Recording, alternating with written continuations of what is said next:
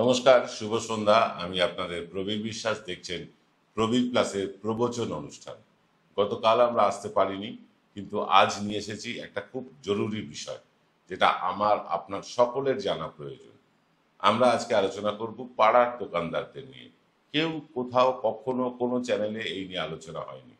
আমরাই প্রথম এই পাড়ার দোকানদারদের যে দুঃখ, দুর্দশা, যন্ত্রণা, তার কথা আপনাদের কাছে তুলে ধরব। দেখুন, বাড়িতে আলু পোস্ত খাবেন, সব আয়োজন রেডি করে দেখলেন যে পোস্তটাই তো আনা হয়নি।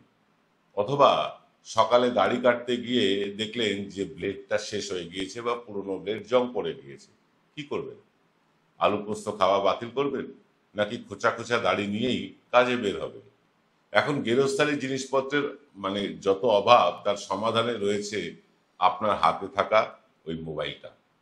সিগারেট থেকে মদ, বেগুন থেকে ল্যাংড়াম, এখন 10 মিনিটেই হাজির হয়ে যাচ্ছে কুইক কমার্সের দৌলতে। জেপটো, ব্লিঙ্কিট, ফ্লিপকার্ট, অ্যামাজন সহ অসংখ্য কুইক কমার্স সার্ভিসদের অ্যাপ মোবাইলে যদি ডাউনলোড করে নেন, তাহলে অর্ডার করলেই 10 থেকে 15 মিনিটের মধ্যেই তা এসে হাজির হয়ে যাবে আলাদিনের জিনের মতন করে। এইরকম একটা সুবিধাজনক ব্যবস্থা হয়েছে। নিঃসন্দেহে মানুষের বাজার করে বাড়ি পর্যন্ত বয়ে আনার যে পরিশ্রম, তা লাঘব হয়েছে। তার সাথে স্থানীয় মুদিখানার চেয়ে দামও কিন্তু এখানে অনেক কম। এর আগে যখন শপিং মলগুলো চালু হয়েছিল, সেখানেও বেশ কম দামে বিভিন্ন জিনিসপত্র, পণ্য পাওয়া যাচ্ছিল। মানুষ ঘুরে ঘুরে পছন্দের জিনিস বাস্কেটে ভরে ক্যাশ কাউন্টারে লাইন দিয়ে বেশ কিছু অপ্রয়োজনীয় জিনিসপত্র কিনে শপিং মল থেকে ফিরেছেন। এসবের পেছনে চূড়ান্ত মার্কেটিং পলিসির ফাঁদে পড়েছে সাধারণ মানুষ। প্রথমত, একই জিনিসের হরেক ব্র্যান্ড আপনার সামনে উপস্থিত করা হয় এই শপিং মলগুলোতে।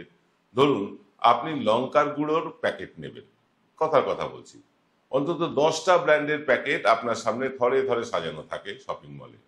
সেখান থেকে দাম দেখে পছন্দ মতো যে কোনোটা তুলে নিতে, আপনি যখন তুলে নিতে গেলেন, তখন দেখলেন পাশেই রাখা আছে কালো জিরে কিংবা চিকেন বাটার মশলার রেডিমেড প্যাকেট।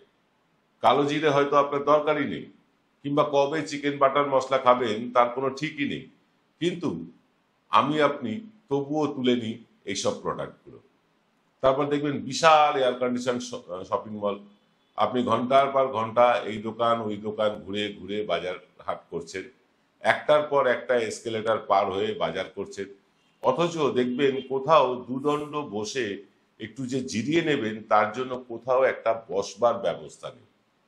এটাও একটা মার্কেটিং পলিসি। জিরিয়ে নিতে গেলে আপনাকে সবচেয়ে ওপরের ফ্লোরে যেতে হবে, যেখানে আছে ফুড কোর্ট। চা, লস্যি, বিরিয়ানি, ধোসা থেকে সব খাবার সেখানে কিন্তু আপনি পেয়ে যাবেন।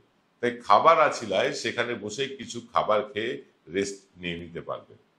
Marketing policy. পকেট খসানো সুবন্দোবস্ত আছে কিন্তু এই খাবার ফুড কোর্টে।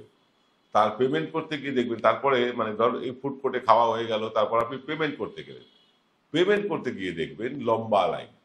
ক্যাশ কাউন্টার অনেকগুলো থাকলেও সচল থাকে হাতে গোনা দু একটাই। সেই লাইনের দুপাশেও হরেক মালের বড় বড় ডিসকাউন্টের হাতছানি। অনেক মাল দুপাশে রাখা আছে, তাতে বিশাল বিশাল ডিসকাউন্ট। লাইন কম হলে আপনি তাড়াতাড়ি পেমেন্ট করে বেরিয়ে আসতে গিয়ে ওই ডিসকাউন্টের জিনিসপত্র নোটিস নাও করতে পারেন। তাই ইচ্ছাকৃতভাবে ক্যাশ কাউন্টারগুলোর অধিকাংশই বন্ধ করে রাখা হয়। এই শপিং মলগুলো চালু হওয়ার সাথে সাথেই পাড়ার দোকানদাররা ধুঁকতে শুরু করেছিল। এই নিয়ে আমার অগ্রজ সাংবাদিক অনিকেত চট্টোপাধ্যায় একটা সিনেমা পরিচালনা করেছিলেন, শঙ্কর মোদি।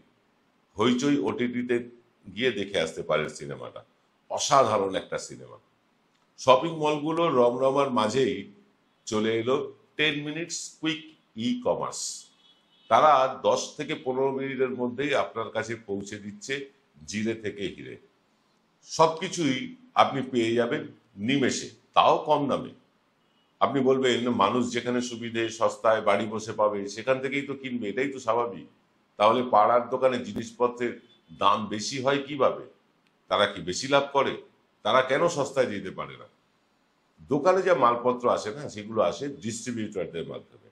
ডিস্ট্রিবিউটরদের কাছে তা পৌঁছয় সুপার স্টকিস্ট বা C&F, অর্থাৎ ক্যারিং অ্যান্ড ফরওয়ার্ডিং এজেন্টদের মাধ্যমে। মোদ্দা কথা আপনাদের ছোট করে বলি, দোকানদাররা যে মালপত্র পান মূল প্রোডাকশন কোম্পানি থেকে, উৎপাদক কোম্পানির কাছ থেকে, তার 2-3 হাত ঘুরে পান। আর শপিং মলগুলো বা কুইক কমার্স যেগুলো আছে, যে কোম্পানিগুলো আছে, তারা সরাসরি প্রোডাকশন হাউস বা উৎপাদকের কাছ থেকে কিনে নেয়। তারা কেনেও অনেক বেশি পরিমাণে, ফলে তারা পাড়ার দোকানদারদের চেয়ে অনেক কম দামে দিতে পারে।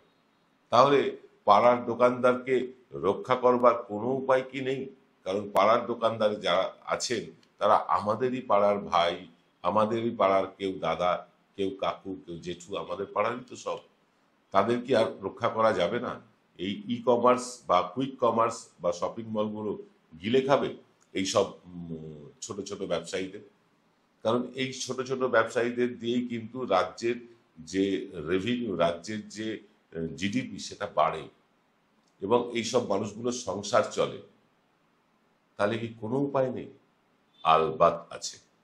সরকার চাইলেই উপায় আছে। সরকার যদি চায়, এই ই কমার্স বা কুইক কমার্স কোম্পানিগুলো যেখানে তাদের গোডাউন বা তারা মানে খুব কায়দা করে বলে ওয়্যার হাউস যেখানে আছে, সেখানকার স্থানীয় ডিস্ট্রিবিউটরদের কাছ থেকে যদি সব মাল কিনতে বাধ্য হয় এবং সেই মাল কেউ যদি বাড়িতে বসে পেতে চায়, তার জন্য এক্সট্রা সার্ভিস চার্জ তারা যদি নেয় গ্রাহকের থেকে, তাহলেই কিন্তু এই দৈনন্দিন জীবনের যে জিনিসপত্র মোটামুটি দামে একটা সমতা আসবে। পাড়ার ছোট ছোট দোকানদারদের জীবন জীবিকা রক্ষা হবে। কিন্তু কেন্দ্রীয় সরকারের সেই সদিচ্ছা নেই। তারা বড় পুঁজির উপাসক, বড় পুঁজির পৃষ্ঠপোষকতায় ব্যস্ত। সেখান থেকে ইলেকট্রাল বন্ড আসে। পাড়ার দোকানদারেরা মরলেও তাদের কিচ্ছু যায় আসে না, বাঁচলেও কিছু যায় আসে না। কারণ আজও দেশের 1/3 কিছু বেশি মানুষ ধর্মের নামে ভোট দিয়ে বিজেপিকে জিতিয়ে আসছে লাগাতার 3 বার। তাই মানে কোনো দেশের মানুষ যদি ধর্মের আফিমে বুঁদ হয়ে থাকতে চায়, তাদের বাঁচাতে পারবে না কেউ। এভাবেই দোকানদাররা মরবে, এভাবেই বেকার যুবক যুবতীরা কাজ পাবে না, বয়স্কদের জমানো টাকায় সুদের হার কমবে, নাভিশ্বাস উঠবে বাঁচতে গিয়ে মধ্যবিত্তের। তবু জয় শ্রীরাম বলবে কিছু লোক। বলুক, মরুক, আমার আপনার কি। সকলে ভালো থাকবে। নমস্কার।